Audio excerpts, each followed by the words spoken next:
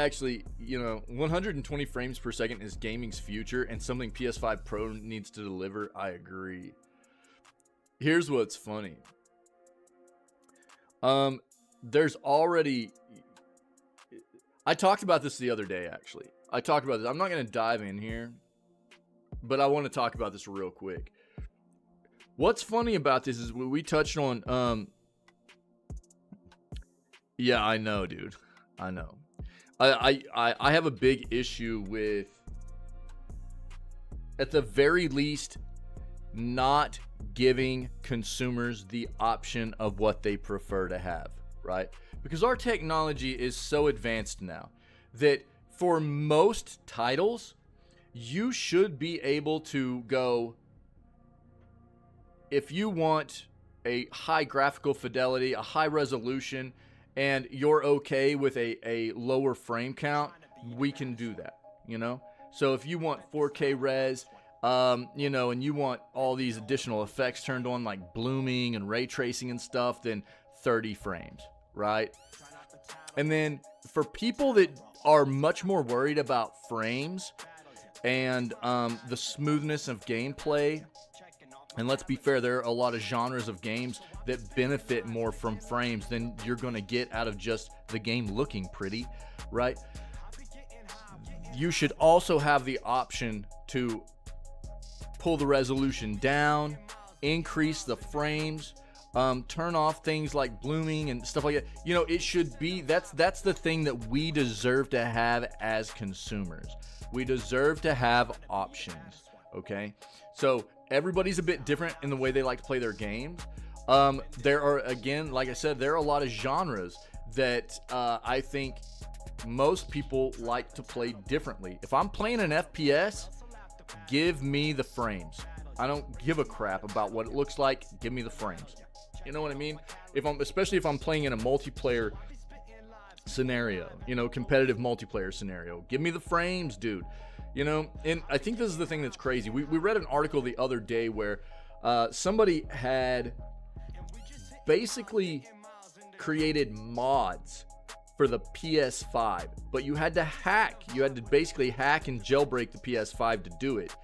But it gave basically everybody the ability to run all these older PS4 games and stuff on the PS5 at 120 frames. And I'm like, why is PlayStation not doing this? This is the kind of crap we see all the time where modders and community, the gaming community is taking care of us instead of the companies taking care of us. How has PlayStation not done that for people? Why are we sitting here having to rely on people that are not getting compensation for doing those kinds of things? And look, I mean, don't get me wrong, they're doing the Lord's work for us in the gaming industry. The modders constantly, dude, are saving us. Performance, things like that, improving gameplay, quality of life in games, things. But why is PlayStation not done this? And that's what I was getting at the other day when I read that article. That's insane that they're not doing this. It's a modder in the community of enthusiasts that took the reins up and was like, well, hey, if PlayStation's not going to do it, I'll give everybody a way to get this done. It's really gross to see it all the time. Yeah, I don't know that console. So let me address what you said. I don't know that console users don't want too many options. Here's what I think the problem is. I think that a lot of console gamers that are strictly console gamers that aren't also like PC gamers, right? But console gamers that have traditionally never played on anything else besides console just don't know any better. I think that they're kind of ignorant to the fact of, and I'm not saying dumb, they're just not educated. They don't understand. They haven't experienced what a higher frame rate can do for you in different genres of games, and how it can be a much more enjoyable experience over the graphical fidelity of a game, right? Because consoles not traditionally given people options, and they've traditionally held people at a pretty low frame rate, right? So I don't think it's that console users don't want too many options. I think it's that they're just too used to not having options and they don't know any better. They're ignorant about it. At least in large part. It's maybe not always the case, but I think that's a big part of it. A lot of us PC gamers, you know what I mean?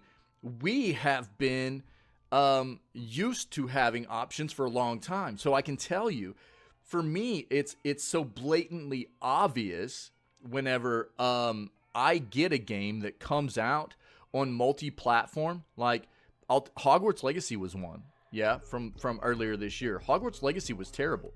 I could tell right away that it was developed for console and ported to PC. It was horrendously optimized for PC. It was not optimized for PC, actually, almost at all. It was just made for console, and they ported it over to PC without optimizing it for PC at all.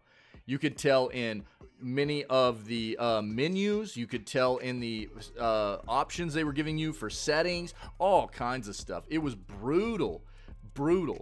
But I think that it's anybody that's played on PC for very long can actually tell a huge difference between companies that know what they're doing for optimizing for both console and PC and the ones that don't. You know what I mean? It's pretty obvious.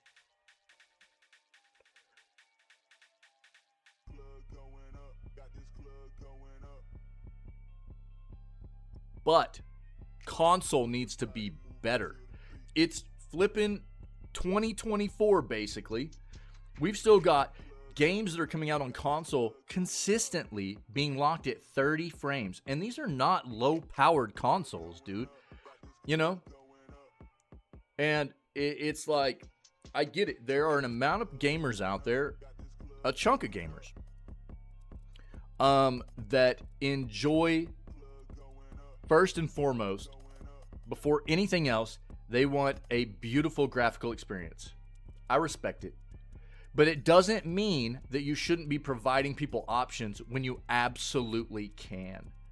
This is, in my opinion, just a big lack of effort on developers on the console side of gaming nowadays.